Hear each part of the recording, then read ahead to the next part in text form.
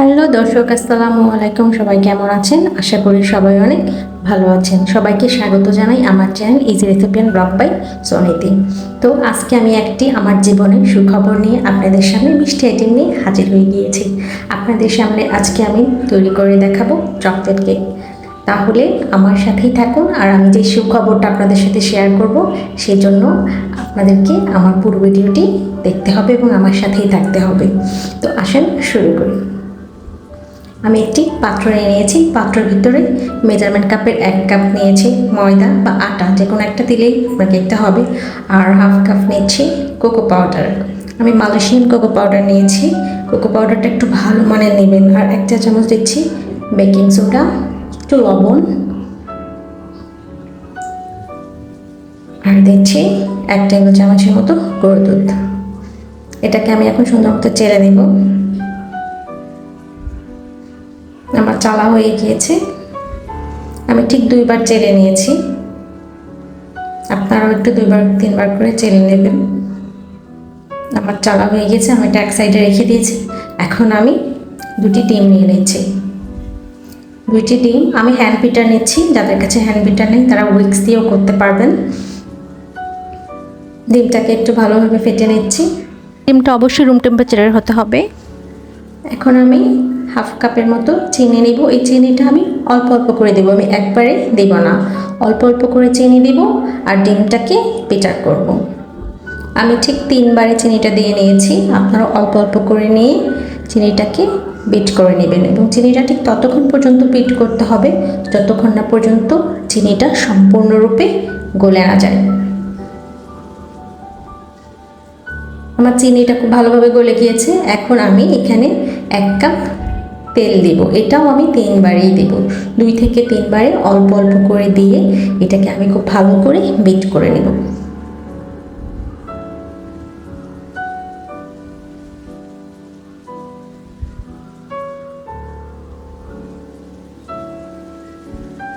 আমার বিট করা হয়ে গিয়েছে। এখন আমি এখানে দিচ্ছি 1 চা চামচের মতো চকলেট ইমালশন। চকলেট ইমালশনটা দিলে কেকের টেস্টটা একটু ভালো হয়।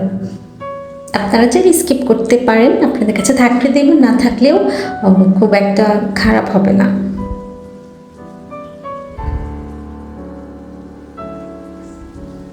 এটাকে আমি এখন ভালো করে মিক্স করে নিয়েছি। এরকম কৌটে করে পাওয়া যায় চকলেট ইমালশন। তো আমি যে মোলটাতে বসাবো কেক, সেই মোলটাতে বাচ্চাদের লেখালেখির কাগজ কেটে তেল দিয়ে দিয়েছি। এখন যেই আপনার শুকনো উপকরণগুলো, এটাও আমি 2 থেকে 3বারে দিয়ে আস্তে আস্তে ঠিক একইভাবে একই ডিরেকশনে ঘুরিয়ে ঘুরিয়ে মিক্সড করে নেব। এটা কিন্তু খুব আলতো হাতে এবং আস্তে আস্তে করতে হবে। এই কাজটাও আমি ঠিক 2 থেকে 3বার অল্প অল্প করে দিয়ে মিক্সড করে নিয়েছি। এখন আমি দিব হাফ কাপের থেকে একটু বেশি গরম দুধ, হালকা গরম দুধ। আমি একবারে ফুটন্ত গরম দুধ দিইনি, হালকা গরম দুধ দিয়েছি। এই দুধটাও আমি ঠিক 2বার দিয়েছি। প্রথমে 1বার দিয়েছি, পরে আরেকবার দিয়ে ভালো করে মিক্সড করে নিয়েছি। আমার মিক্সড হয়ে গিয়েছে। দেখেন আমার মিক্সড করার পরে দেখতে এরকম দেখা যাচ্ছে। সম্পূর্ণ ব্যাটারটা আমি ঢেলে দিচ্ছি।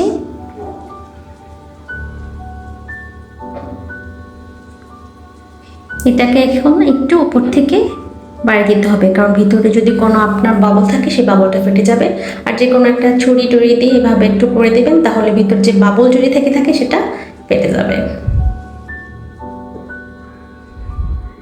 এখন আমি যেখানে বেক করব, এটা আমি চুলায় তৈরি করছি। আগে আমি প্রিহিট দিয়ে নিয়েছি, 10 মিনিটের মতো একটু গরম করে নিয়েছি। চুলাটা কমিয়ে আমি বেক করতে দিয়ে দিলাম।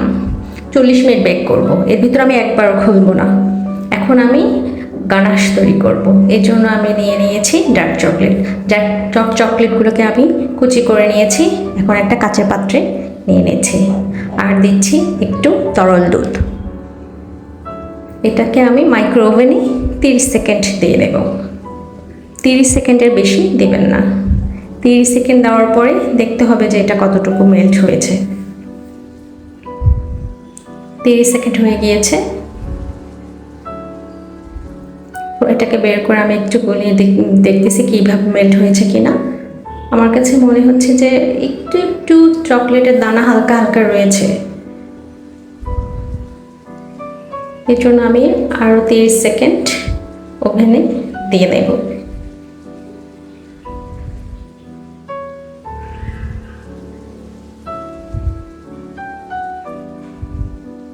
30 সেকেন্ড পরে আমার গানাশ একেবারে তৈরি হয়ে গিয়েছে। আমার গানাশ রেডি। এটাকে ঠান্ডা করে নিতে হবে। এখন আসেন কেক হয়েছে কিনা। ঠিক 40 মিনিট পরে আমি এসেছি, চেক করে দেখছি একটা কাঠি দিয়ে যে কেকটা হয়েছে কিনা। দেখেন একবারে ক্লিন বের হয়েছে, তার মানে আমার কেকটা একেবারে কুক হয়ে গিয়েছে, একেবারে বেক হয়ে গিয়েছে। এখন আমি কেকটা নামিয়ে ভালো করে ঠান্ডা করে নেব।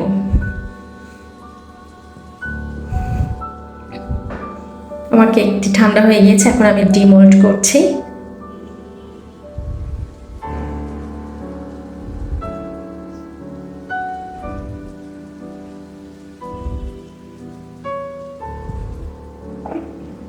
খুব ইজিলি ডিমোল্ড হয়ে গিয়েছে।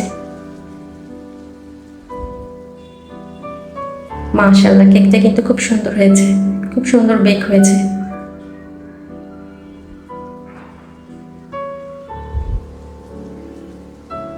এখন এটাকে আমি একটা ছুরি দিয়ে সমান করে 2 ভাগে কেটে নিয়েছি। এখন ডেকোরেশনের পালা। কেকটাকে একটু সুন্দর করে সাজিয়ে দেব। এই জন্য আমি প্রথম অংশে একটু চিনি পানি গলিয়ে একটু চিনি সিরাপ দিয়ে নিচ্ছি। চিনি সিরাপটা দিলে কেকটা একটু ময়েস্ট হয়, নরম হয়, খেতে ভালো লাগে।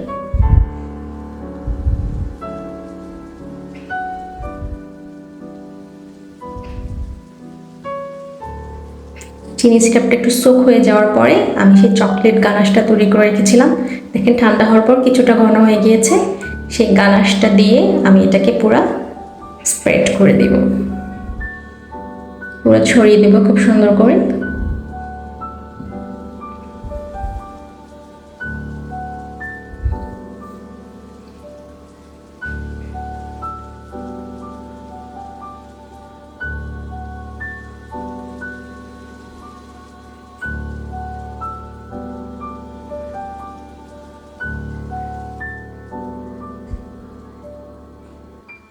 এখন আমি দ্বিতীয় পাতটা দিয়ে দিচ্ছি। ঠিক আগের নিয়ম করে আমি একটু চিনির সিরাপ দিয়ে নেব।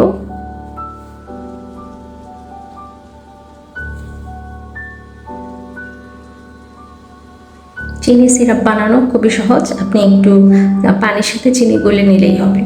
এখন আমি বাকি গানাশটুকু দিয়ে দিচ্ছি।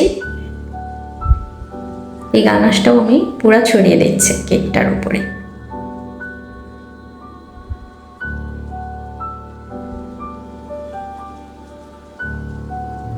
এই কেকটা গানাশ ছাড়া, চকলেটের গানাশ ছাড়া খেতেও অনেক মজা, তবে গানাশ দিলে তো কেকটার স্বাদ আরও বেশি হয়ে যায়। এখন আমি কেকটাকে একটু সাজিয়ে দেওয়ার জন্য স্প্রিঙ্কল দিয়ে দিচ্ছি।